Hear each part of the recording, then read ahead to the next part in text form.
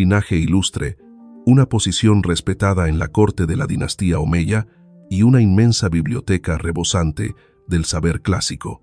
Eso es lo que el mundo había puesto en manos de Eulogio de Córdoba. Pero en lugar de usar esos dones para forjar su propio reino, este joven sacerdote eligió destruir aquella vida de privilegios por una verdad que no podía ser silenciada.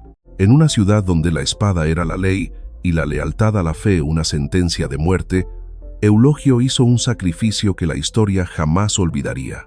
Usó su pluma para defender la fe y su propia sangre para firmar un manifiesto de libertad. Cuando el mundo te invita a disfrutar de los privilegios, ¿tienes el valor para renunciar a todo por una verdad que nadie quiere escuchar? Córdoba despertaba bañada en un sol dorado sobre las cúpulas y columnas de piedra.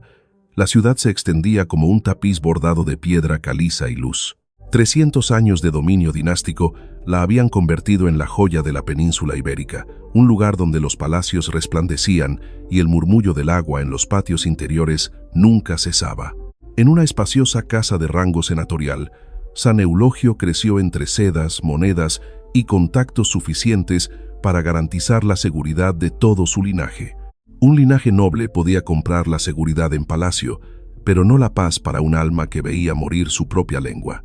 La familia de San Eulogio sabía adaptarse al nuevo orden. En los pasillos de piedra resonaban los banquetes, las reuniones y las alabanzas.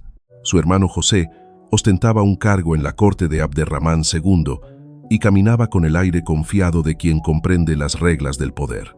Isidoro y Álvaro hablaban de comercio, de rutas que llegaban hasta Europa Central y de fardos de mercancías a cambio de estabilidad. Niola permaneció junto a su madre, mientras que Anulona fue enviada al convento desde niña. Cada uno seguía su propio camino, y cada camino conducía a una forma de tranquilidad. En medio de aquella prosperidad, San Eulogio permanecía en silencio, con la mirada fija en los rincones de la estancia, donde unos pocos manuscritos latinos quedaban relegados por debajo de otros objetos más valiosos. Córdoba brillaba como un sueño de piedra, pero para quienes deseaban profesar el nombre del Señor, era una jaula de oro. Las antiguas basílicas fueron reconvertidas. Los muros que antes escuchaban plegarias, ahora oían el trote de los caballos, los pregones de los mercaderes y el sonido del regateo. La memoria yacía latente bajo capas de cal nueva, como brasas que aún ardían bajo las cenizas. San Eulogio recorría aquellas calles con una sensación difícil de nombrar, una punzada al oír a la gente hablar en la lengua de los gobernantes, olvidando poco a poco la lengua de la oración. Comprendió que un silencio prolongado durante generaciones podía desvanecer la propia identidad y que esa erosión ocurría tan lentamente que pocos la percibían. En la casa senatorial, el oro y los libros convivían como dos mundos aparte. El oro relucía bajo la luz de las lámparas de aceite, los libros reposaban, cubiertos por una fina capa de polvo. Los antiguos manuscritos latinos, que un día fueron el orgullo de una cultura, ahora eran considerados reliquias de un tiempo pasado. San Eulogio tomó uno de los rollos y, al sentir el olor del papel antiguo y la tinta desvaída, fue como si tocara el pulso débil de una memoria colectiva. Mientras sus hermanos vestían las túnicas de la corte musulmana y accedían a los círculos de poder, él veía otra cosa. La opulencia de su familia contrastaba con la pobreza de unas almas que estaban olvidando quiénes eran. La formación de San Eulogio comenzó ahí, escuchando las dos lenguas de la ciudad. Como Moisés, que creció en el palacio de Egipto, aprendió la lengua de los gobernantes para comprender el sufrimiento de su pueblo. Leía, escribía, escuchaba, observaba. Entendió las reglas del poder y los pactos que se disfrazaban con nombres hermosos. En silencio, una grieta se abrió en su alma, la brecha entre la seguridad de su familia y la llamada más profunda de las páginas olvidadas. Había noches en que, cuando la ciudad se sumía en el silencio, San Eulogio se asomaba a la ventana y miraba hacia las cúpulas lejanas. El viento traía el olor a polvo y el susurro de otro tiempo. Pensaba en las basílicas, donde antes resonaban los cánticos sagrados, en los altares desmantelados, en las generaciones futuras que crecerían sin saber lo que habían perdido. En la habitación iluminada, el oro seguía brillando y los libros seguían esperando. Aquel contraste no era ruidoso, pero exigía una respuesta. San Eulogio No empuñó la espada, aunque sabía que la espada podía crear un eco inmediato. Eligió el humilde hábito de sacerdote y una pluma. Fue una elección silenciosa, tomada entre cenas familiares y conversaciones sobre el futuro. Sabía que ese camino no traería la gloria terrenal ni garantizaría la seguridad de su linaje. Sin embargo, al poner la mano sobre un manuscrito y sentir su peso, comprendió que había tesoros bajo las cenizas, esperando a que alguien estuviera dispuesto a desenterrarlos. 300 años de dominio pueden cambiar la arquitectura de una ciudad, pero no pueden borrar de inmediato la memoria de un alma que sabe de dónde proviene.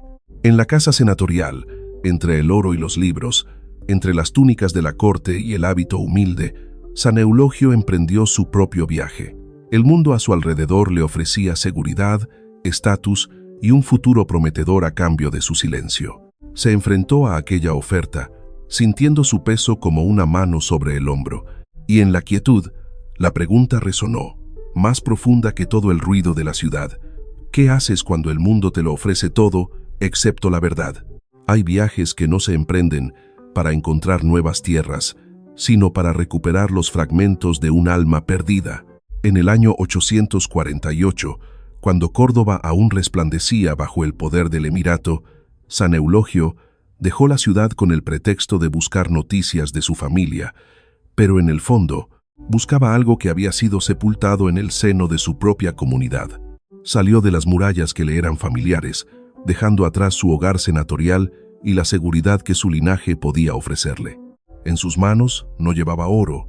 En su equipaje no había rastro de una misión política, solo una persistente sed de saber, una sed que había crecido entre los manuscritos olvidados en su vieja casa.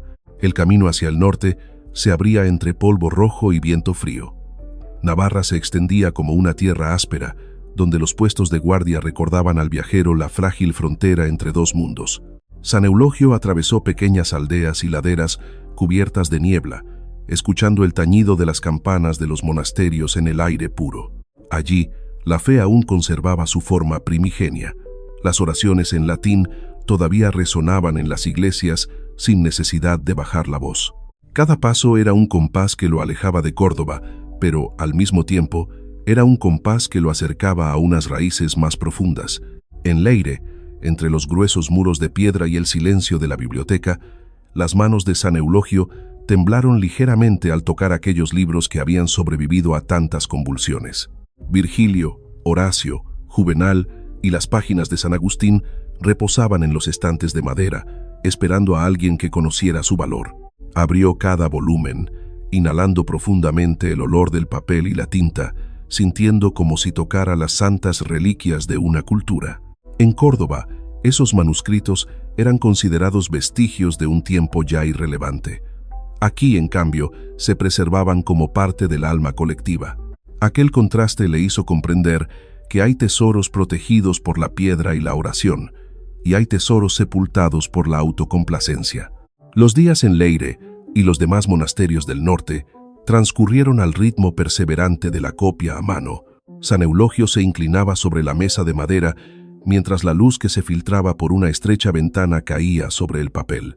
Cada línea que copiaba era como un hálito de vida que resucitaba la cultura latina en la península ibérica.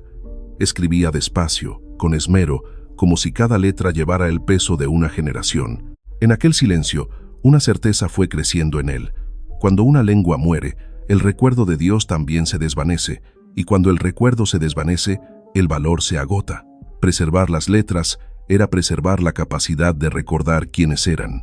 A veces, entre altas pilas de libros y el olor a papel antiguo, San Eulogio pensaba en la imagen de Esdras recogiendo cada rollo de la ley de entre las cenizas de Jerusalén. La historia se repetía de distintas formas. Una ciudad amenazada por la espada, otra corroída por el olvido. Sentía que él también estaba recogiendo fragmentos de la memoria, uniéndolos para formar una cuerda lo bastante fuerte como para atar a una comunidad a sus raíces. Este viaje no tenía aclamaciones, solo el susurro de las páginas al pasar y el leve rasgueo de la pluma sobre el papel. Sin embargo, cada libro copiado traía consigo un nuevo temor.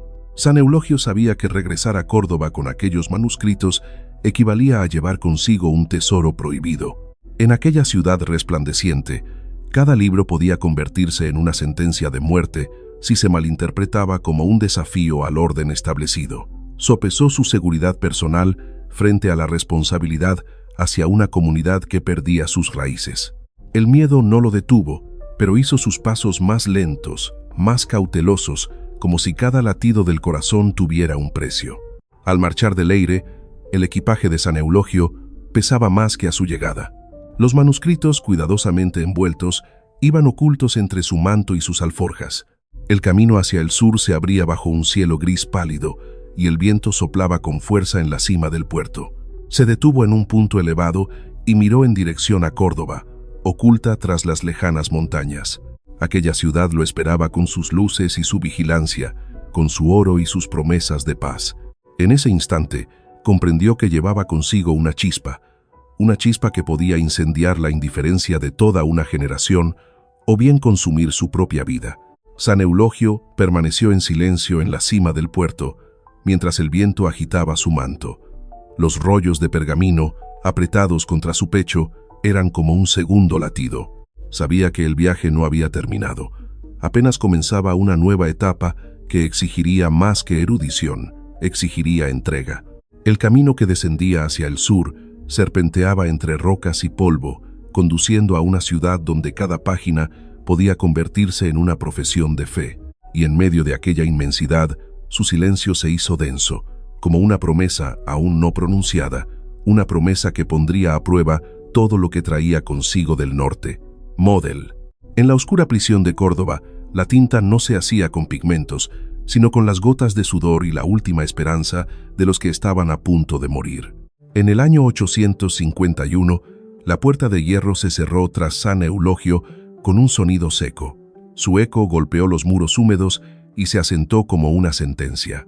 El espacio era angosto, la escasa luz se filtraba por una grieta del muro y el olor a moho se mezclaba con el aliento de los prisioneros. Las cadenas, al chocar contra el frío suelo de piedra, creaban un ritmo constante y repetitivo, como un himno sagrado percutido con hierro en lugar de campanas. En aquella celda había dos jóvenes, Flora y María, con la juventud aún intacta en sus rostros. Se sentaban juntas, con los ojos reflejando una mezcla de turbación y determinación, como dos capullos temblando ante la tormenta del martirio. Flora, de padre musulmán y madre cristiana, llevaba dentro un conflicto que había comenzado en su infancia. María, criada en la comunidad de los fieles, se enfrentaba a la dureza de la ley sin renunciar a su profesión de fe. Miraban a San Eulogio como si fuera un punto de apoyo en aquel reducido espacio, como si su presencia hiciera la estancia un poco más espaciosa. San Eulogio se sentó a su lado, su manto rozó el suelo de piedra, la mirada serena.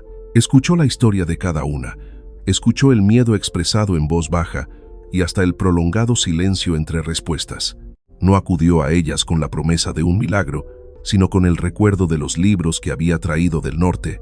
En aquella oscuridad se convirtió en un arquitecto silencioso, erigiendo una fortaleza espiritual con palabras cuidadosamente escogidas. Las cartas comenzaron a escribirse en condiciones extremas. El papel era escaso y la tinta limitada. Cada línea debía ser concisa y precisa.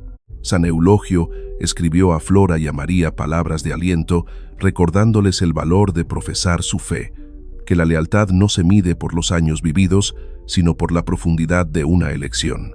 Las cartas pasaban de mano en secreto, ocultas en los pliegues de la ropa, a través de miradas cómplices entre los prisioneros. Cada palabra pesaba como el destino, pues podía ser lo último que una joven escuchara antes de marchar al lugar de la ejecución. Entre el ruido de las cadenas y los suspiros, una obra tomó forma. San Eulogio comenzó a registrar las historias de los que ya habían caído y de los que esperaban su turno. El Memoriale Sanctorum nació en aquellas circunstancias, como un esfuerzo por preservar los nombres y el camino de los mártires de Córdoba. Escribió sobre ellos con un tono solemne, sin adornos, para que sus muertes no se perdieran como un suceso anónimo. Cada página era una piedra colocada en los cimientos de la memoria colectiva. Sin embargo, al ver a Flora y a María acercarse al día de su juicio, San Eulogio sintió que una pregunta surgía en su interior.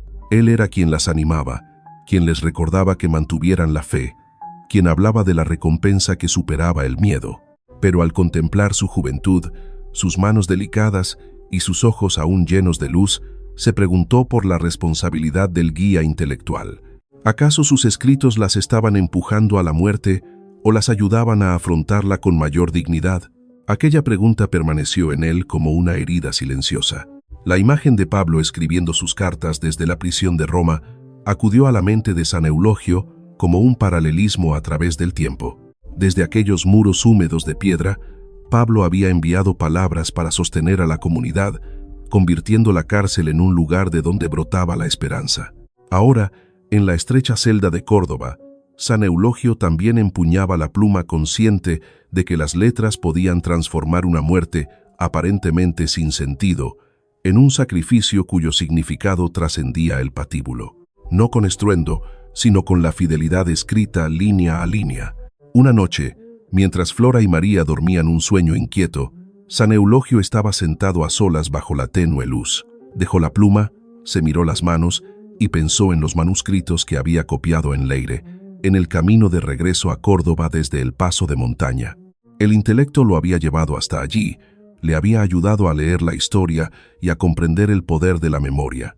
Pero en esa oscuridad se dio cuenta de que el intelecto solo alcanza su plenitud cuando conduce al sacrificio supremo. Un conocimiento guardado para uno mismo se marchita, mientras que un conocimiento entregado puede florecer incluso en el lugar de la ejecución. El día del juicio de Flora y María se acercaba. Se oyeron pasos en el pasillo y una voz seca que las llamaba por su nombre. San Eulogio las vio ponerse en pie, ajustarse las ropas y dedicarle una última mirada. En aquella mirada había miedo, pero también paz y un silencioso agradecimiento. De pie tras los barrotes, con la mano sobre el manuscrito inacabado, sintió el peso de cada nombre que había escrito. Cuando la puerta se cerró y los pasos se alejaron, la celda se sumió en un denso silencio. San Eulogio se sentó, abrió una nueva página del Memoriale Sanctorum y comenzó a escribir la historia de las dos jóvenes que acababan de abandonar la celda. La pluma tocó el papel y cada trazo de tinta era como una continuación de su profesión de fe. En la lenta respiración de la noche, la pregunta resonó más profunda que el ruido de las cadenas. ¿De qué sirve el conocimiento si no da el valor para morir por aquello en lo que se cree? Deja un amén desde tu tierra, no olvides darle a me gusta y suscribirte al canal para seguir conociendo las historias de los santos. Una joven en fuga, un sacerdote que le da refugio. Así comienza, en una noche sin luna de Córdoba, un drama de santa rebeldía contra la tiranía. La puerta de madera tembló levemente bajo unos golpes apresurados, llenos de urgencia y de miedo. San Eulogio abrió la puerta. La luz de un candil de aceite iluminó el rostro pálido de Leocrisia, a quien muchos llamarían más tarde con el cariñoso nombre de Lola. A su espalda, la oscuridad de la ciudad y la sospecha de miradas que podían estar acechándola. Leocrisia había nacido en el seno de una distinguida familia musulmana y se había criado entre reglas estrictas y expectativas muy claras. Sin embargo, en su corazón, la fe cristiana había brotado como una rosa en un jardín árido. Cuando su familia descubrió su conversión, el hogar que antes fue su refugio se convirtió en un lugar de interrogatorios. Acudió a San Eulogio como quien acude a alguien que sabe lo que es guardar la memoria en el corazón en medio de una ciudad que se olvida de sí misma. Aquellos golpes en la noche pusieron a San Eulogio ante una elección clara. Sabía que proteger a una joven conversa del Islam podía acarrear graves consecuencias para toda la comunidad. Un sacerdote podía predicar, podía escribir libros, podía sostener el ánimo en silencio, pero ocultar a una persona perseguida era entrar en un juego muy distinto. Ante la mirada temblorosa de Leocrisia, no hizo demasiadas preguntas. Abrió la puerta un poco más, y su propia y frágil seguridad comenzó a resquebrajarse. Los días siguientes transcurrieron al ritmo de la cautela. Córdoba, con sus callejuelas estrechas y sus tejados contiguos, se convirtió en un laberinto que ofrecía refugio y amenaza a la vez. San Eulogio organizó el traslado de Leocrisia por varias casas clandestinas, donde familias de fieles estaban dispuestas a arriesgarse para proteger a aquella joven alma. La erudición que antes había empleado para copiar manuscritos y escribir el Memoriale Sanctorum se usaba ahora para un rescate real. Cada movimiento debía ser calculado, cada mensaje discreto y cada cambio de escondite iba acompañado del miedo a ser descubiertos. Fuera, los soldados de la corte intensificaron la vigilancia. Se sucedían los interrogatorios y las advertencias se lanzaban como una soga que se iba apretando. Mientras tanto, bajo la débil luz de un pequeño sótano, San Eulogio se sentaba frente a Leocrisia para enseñarle sobre las Escrituras y sobre los mártires de los que había escrito en su libro. Su serenidad contrastaba con la tensión que envolvía la ciudad. Le decía que la mayor libertad no residía en escapar de la persecución, sino en pertenecer por completo a Dios en cualquier circunstancia. Aquellas palabras no tenían un tono retórico. Se decían como una verdad que había sido vivida antes que pronunciada. Había noches en que, al oír pasos en la calle, Leocrisia miraba a San Eulogio con ojos interrogantes. Él respondía con un leve asentimiento, como recordándole las páginas que daban testimonio de tantos otros que los precedieron. La imagen de San José, protegiendo en silencio al niño Jesús de la espada de Herodes, se convertía en un discreto paralelismo en su mente. Proteger una vida frágil, rodeada por el poder, era una labor que pocos veían, pero que exigía mucho más que las profesiones de fe públicas. Entonces, la traición surgió desde los lugares que parecían más seguros. Alguien cedió al miedo ante la presión, otro se dejó convencer por promesas de perdón y otro simplemente se cansó del peligro constante. La noticia sobre el escondite de Leocrisia se filtró. La puerta que una noche se había abierto se convirtió en la prueba contra San Eulogio. Comprendió que la apuesta de la compasión había llegado a su fin. Al ser arrestado junto a Leocrisia, San Eulogio caminó con su calma habitual. Sabía que aquel camino conducía al cadalso, el mismo que muchos de los protagonistas del Memoriale Sanctorum habían recorrido antes. Sin embargo, en su interior sentía un discreto alivio. Los manuscritos habían sido entregados a los más jóvenes. Las semillas de la palabra ya estaban sembradas. Leocrisia, la discípula de aquellas noches en el sótano, ahora también se mantenía erguida ante el peligro, con la mirada luminosa. En la nueva celda, al oír el sonido del cerrojo al cerrarse, San Eulogio sintió con claridad que la muerte se acercaba. Pero en lugar de pesadumbre, su alma se aquietó como la superficie del agua tras una ráfaga de viento. El bagaje del saber había sido transmitido, la memoria había sido reescrita y un alma había sido protegida hasta el último momento. Y en esa quietud, la oscuridad de Córdoba pareció volverse más densa, preparándose para una mañana que le exigiría su elección final. Podría darte la corona de este mundo, pero has elegido la corona de espinas de un condenado. Aquellas palabras resonaron en el deslumbrante y dorado salón del visir, donde la luz se reflejaba en las columnas de piedra y en las alfombras de exquisita factura. El poder terrenal exhibía su máxima fuerza a través del ritual, de la distancia, de un silencio que obligaba a los demás a inclinar la cabeza. San Eulogio fue conducido al centro de aquel espacio con las manos atadas, la túnica rasgada sobre los hombros y las marcas de sus días de cautiverio aún impresas en la piel. Se mantenía erguido en medio del vasto salón, pequeño de cuerpo, pero en absoluto encogido. Sus ojos brillaban, como si reflejaran la luz de los miles de libros que había leído, de los manuscritos que había copiado durante las largas noches en Leyre, de las cartas escritas en la mazmorra en el año 851. Ante él se encontraba el visir, representante de la ley y el orden del emirato, un hombre que conocía el talento de San Eulogio y que en otro tiempo le había mostrado respeto. El interrogatorio comenzó con voz serena. El visir mencionó su linaje senatorial, su erudición, el futuro prometedor que le aguardaba si sabía mantenerse dentro de los límites de la ley. Dijo que un hombre culto como San Eulogio no debería abocarse a la muerte por una muchacha y unas páginas de libros. Le sugirió una salida, una negación puramente formal, un gesto externo a cambio de la libertad interior. Finge, di lo que se te pide, y podrás seguir enseñando, seguir escribiendo en paz. Aquella tentación estaba envuelta en un manto de humanismo, como un favor concedido a un intelectual. El visir incluso mencionó la posibilidad de que San Eulogio se convirtiera en arzobispo de Toledo, un puesto de gran honor en la comunidad cristiana, si sabía actuar con prudencia. La propuesta no tenía el cariz de una amenaza, sino el de una mano tendida que prometía fama e influencia. En el salón del visir, la vida y la muerte se presentaban una al lado de la otra, como dos opciones razonables. San Eulogio escuchó en silencio. Una sonrisa triste asomó a su rostro, como si viera el precio que se escondía detrás de aquellas ofertas. Cuando habló, su voz no era alta ni apresurada. Habló de la verdad como quien habla de alguien a quien conoce desde hace mucho tiempo, como de aquello que lo había sostenido durante las noches de encierro y los viajes peligrosos. Explicó que una negación, aunque solo fuera formal, heriría a las almas que lo veían como un guía. En ese instante, el salón del visir enmudeció, porque sus palabras no eran las de un rebelde, sino las de un hombre que había meditado hasta las últimas consecuencias. Un soldado se adelantó y su mano ruda golpeó el rostro de San Eulogio. Un sonido seco resonó en el salón. Su cara se giró hacia un lado, una marca roja apareció claramente en su piel. Todo el espacio pareció contener la respiración, esperando su reacción. San Eulogio se volvió lentamente, con la mirada aún serena, y luego ofreció la otra mejilla al soldado. El gesto fue pausado, sin ostentación, pero suficiente para cambiar el ambiente del salón.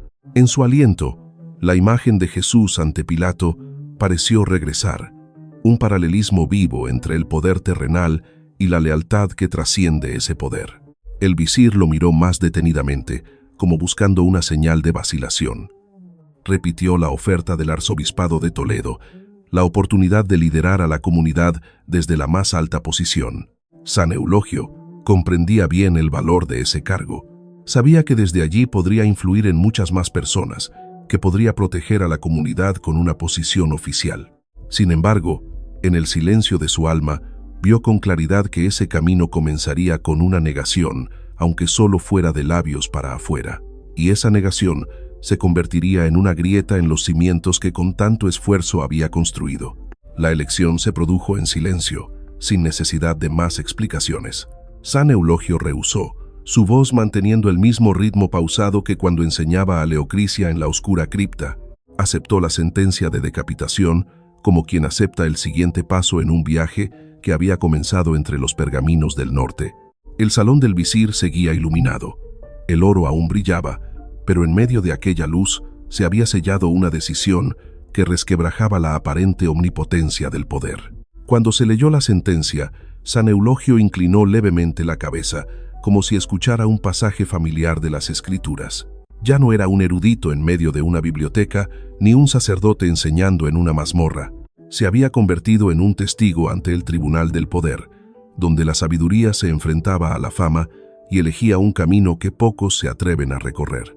Y en el denso silencio del salón del visir, una pregunta flotaba silenciosa como una nube. ¿Elegiría ser un erudito de renombre o un testigo anónimo pero inmortal?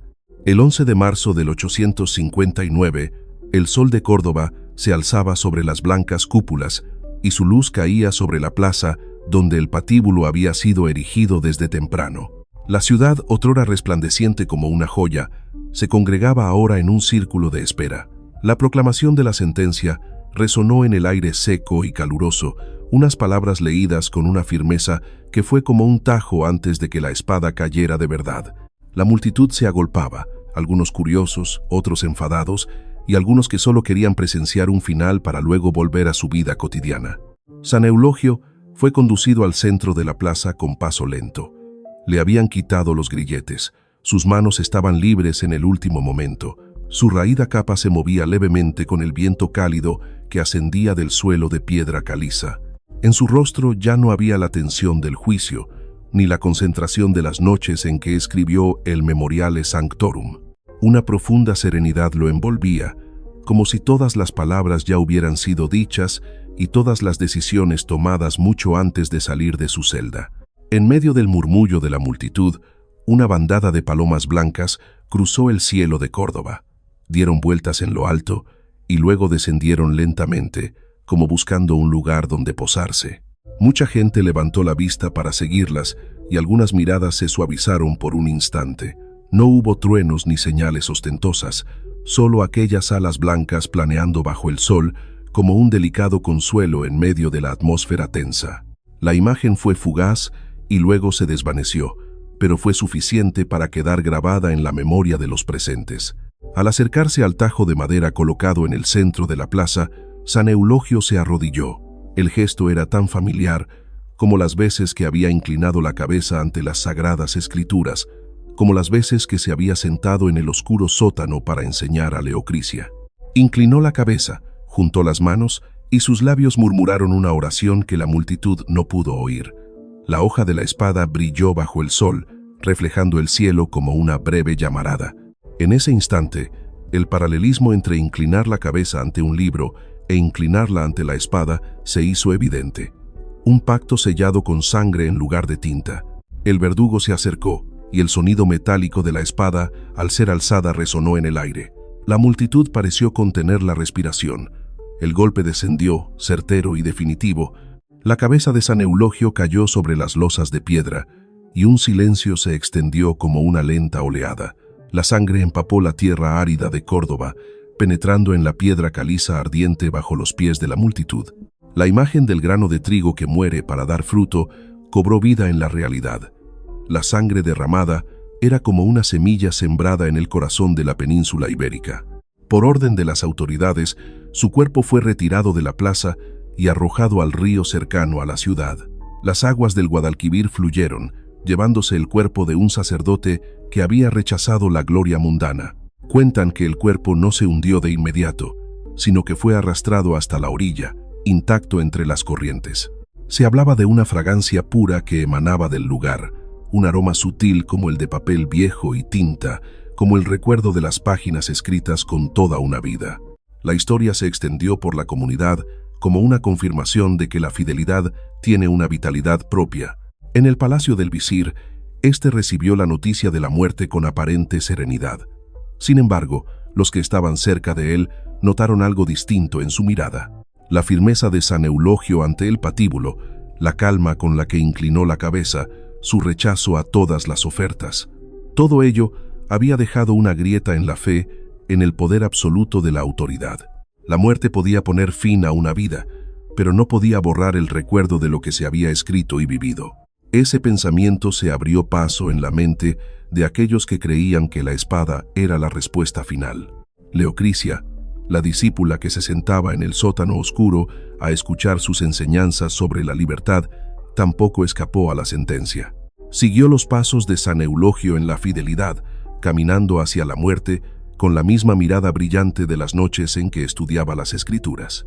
Su historia se convirtió en la siguiente pincelada del cuadro que él había pintado con su propia sangre. Un retrato de una fe transmitida de maestro a discípulo, de una generación a otra. Esa continuidad hizo que la muerte de San Eulogio no fuera un punto final, sino una línea que se prolongaba. Córdoba se sumió en una tarde pesada. La multitud se fue dispersando y el bullicio de los mercados y la vida cotidiana regresó. Sin embargo, en el aire permanecía una capa de silencio, fina como la niebla. La cabeza del sacerdote había caído, pero aquel silencio no era el del olvido. Era como la calma que precede a un gran viento, a un movimiento profundo en el corazón de la cultura y la memoria. Las páginas del Memoriale Sanctorum seguían allí. Los manuscritos en latín aún estaban en manos de los jóvenes.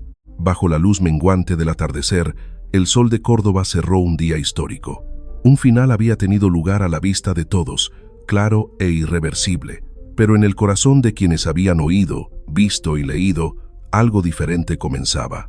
La sangre había sido derramada como un pacto, la memoria había sido registrada como una semilla, y en el silencio que envolvía la ciudad, una tormenta de reconquista cultural se formaba en secreto, no con espadas y lanzas, sino con las palabras y la fidelidad transmitidas de generación en generación.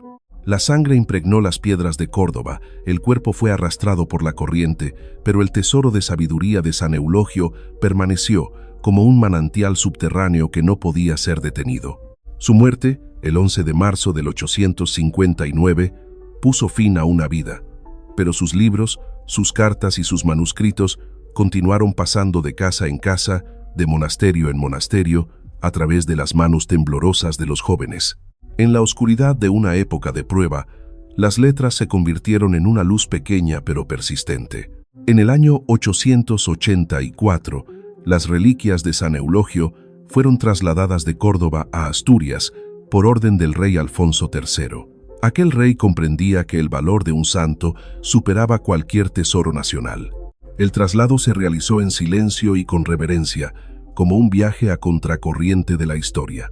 Cuando sus restos fueron depositados en Oviedo, la pequeña luz en lo alto de la colina pareció brillar con más intensidad, como si una parte de la memoria de Córdoba hubiera sido llevada al norte, donde la fe aún mantenía un pulso firme.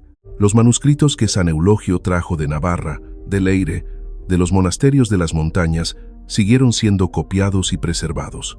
Virgilio, Horacio, Juvenal, San Agustín y otros grandes nombres revivieron con cada trazo de la pluma. El Memoriale Sanctorum se convirtió en una memoria colectiva que registraba los nombres de quienes habían derramado su sangre por mantener su confesión de fe. A lo largo de las generaciones, los monasterios se convirtieron en centros que nutrían el intelecto y las semillas del saber. Sembradas en su viaje del 848, comenzaron a germinar en las escuelas y comunidades. La figura de San Eulogio adquirió gradualmente un significado más profundo. No solo era recordado como un mártir de Córdoba, sino también como un patrón del conocimiento cristiano en la península ibérica. Demostró que proteger el alma y proteger el pensamiento son dos tareas que van de la mano. Una comunidad privada de su memoria pierde fácilmente el rumbo, mientras que una que conserva la palabra y el significado se mantiene firme en medio del cambio. A partir de su muerte, se formó en silencio una escuela del alma, donde el conocimiento y la fidelidad estaban íntimamente unidos. Siglos después, todavía se contaban historias sobre la fragancia que emanaba de las reliquias de San Eulogio. Se decía que aquel aroma recordaba una cosa, que la sabiduría unida a la virtud no se corrompe con el tiempo. Aunque esa historia se narre de muchas formas, lo que queda más claro es la perdurabilidad de su legado. Sus libros continuaron leyéndose y los nombres del Memoriale Sanctorum siguieron siendo mencionados, como pequeñas velas encendidas en cada época. En un monasterio del norte, muchos años después de su muerte, un joven monje abrió el Memoriale Sanctorum. La luz de una vela se proyectó sobre el papel amarillento, resaltando cada línea escrita en la oscuridad de una celda en el 851. Los ojos del monje se detuvieron más tiempo en los pasajes que hablaban de Flora, María, Leocrisia y del propio San Eulogio. En su mirada había asombro y también una silenciosa llamada. La vela frente a él ardió con más fuerza cuando una ráfaga de viento entró por la rendija, como una continuación de aquella llama que se había encendido en el paso de montaña años atrás. El legado de San Eulogio trasciende las fronteras geográficas y temporales. De Córdoba a Oviedo, desde el 859 hasta muchos siglos después, su viaje se convierte en un recordatorio constante. Cuando la verdad es distorsionada, cuando las palabras se usan para ocultar en lugar de iluminar, su historia resuena como una pregunta para cada generación. ¿Nos atreveremos a usar el conocimiento para defender la verdad, como aquel sacerdote que inclinó la cabeza ante la espada por negarse a renunciar a lo que creía? San Eulogio demostró con su propia vida que el saber puede ser un arma, pero que el amor es la victoria. En la encrucijada entre las letras y la sangre, entre los manuscritos y el patíbulo, él dejó una lámpara que no se apaga. Y esa luz, aunque pequeña, sigue iluminando el camino de quienes eligen la fidelidad en un mundo que siempre pone a prueba la memoria y el valor. Oh Señor, Padre misericordioso, te damos gracias por haber dado a la Iglesia el ejemplo de fidelidad de San Eulogio. En medio de un mundo lleno de las tentaciones de la fama y la falsa seguridad, concédenos saber elegir la verdad, aunque ello nos cueste el sacrificio. Enséñanos a amar el conocimiento, a buscar la luz de la verdad con un corazón humilde, para que cada una de nuestras palabras y acciones refleje el Evangelio. Concede valor a quienes están siendo probados en su fe, y sabiduría a los educadores y a quienes anuncian tu palabra, para que construyan escuelas del alma en medio de la vida cotidiana. Por la intercesión de San Eulogio, concédenos usar la inteligencia para servir al amor, ser fieles en las pequeñas cosas de cada día y estar dispuestos a dar testimonio de ti con nuestra propia vida. Te lo pedimos por Cristo nuestro Señor. Amén. Pido una bendición para todos los hermanos y hermanas que le han dado me gusta a este video. Que el Señor, por la intercesión de los santos, os conceda paz, salud y abundancia de gracias en vuestra vida.